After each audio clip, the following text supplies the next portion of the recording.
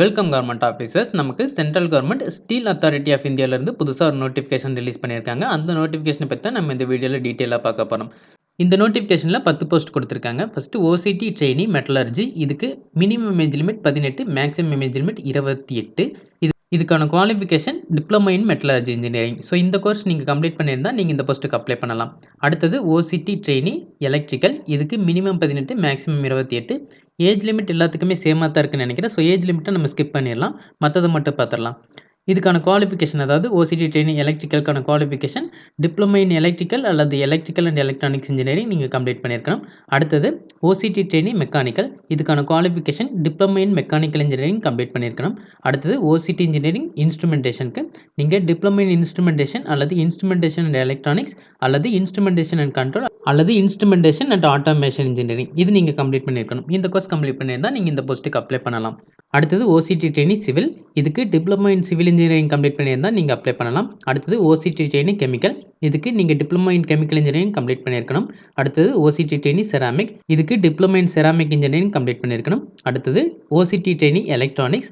இதுக்கு டிப்ளமோ இன் எலக்ட்ரானிக்ஸ் அல்லது electrical and electronics அல்லது எலக்ட்ரானிக்ஸ் அண்ட் டெலிகம்யூனிகேஷன் அல்லது எலக்ட்ரானிக்ஸ் அண்ட் கம்யூனிகேஷன் அல்லது electronics and instrumentation engineering complete பண்ணியிருக்கணும்.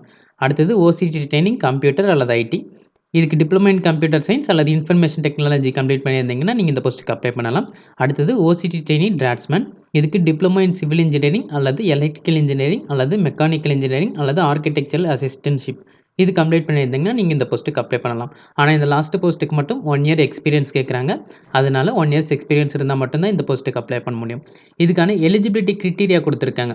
அதாவது நீங்கள் இந்த இன்ஜினியரிங் கோர்ஸ் கம்ப்ளீட் பண்ணியிருந்தாலுமே நீங்கள் 50% மேலே ஸ்கோர் பண்ணியிருக்கணும் உங்களோட டிகிரியில். யூஆர் ஓபிசி இடபிள்யூஎஸ்க்கு மட்டும் 50%, மற்ற SC ST PWD candidate departmental candidates இவங்களுக்கெல்லாம் 40% கொடுத்துருக்காங்க. ஏஜ் லிமிட் 18 to 28 கொடுத்துருந்தாங்க. பட் ஏஜ் ரிலாக்ஸேஷனும் கொடுத்துருக்காங்க. எஸ்சி எஸ்டி கேண்டிடேட்ஸ்க்கு 5 years ரிலாக்ஸேஷன் கொடுத்துருக்காங்க. ஓபிசி நான் கிரீமிலேருக்கு 3 years கொடுத்துருக்காங்க.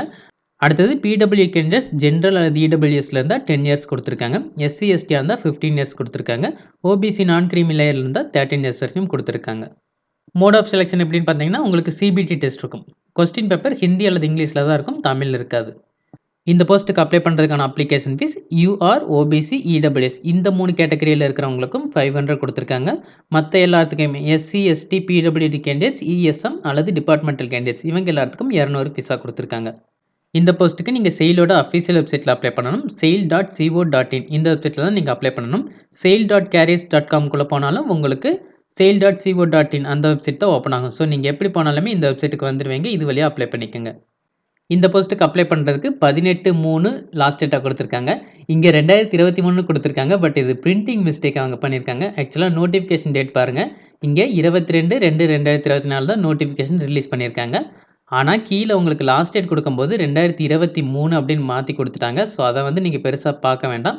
அது 2024 தான். ஸோ 18/3/2024 வரைக்கும் உங்களுக்கு டைம் இருக்குது. நீங்கள் விருப்பப்பட்ட அதுக்குள்ளே அப்ளை பண்ணிடுங்க. கவர்மெண்ட் ஜாப் தேடிட்டு இருக்கவங்க எல்லாருக்கும் இந்த வீடியோ யூஸ்ஃபுல்லாக இருக்கும்னு நினைக்கிறேன். இந்த வீடியோ பிடிச்சிருந்துச்சுன்னா லைக் பண்ணுங்கள். கவர்மெண்ட் ஜாப் தேடிட்டு இருக்கவங்க ஃப்ரெண்ட்ஸ்க்கும் இந்த வீடியோவை ஷேர் பண்ணுங்கள்.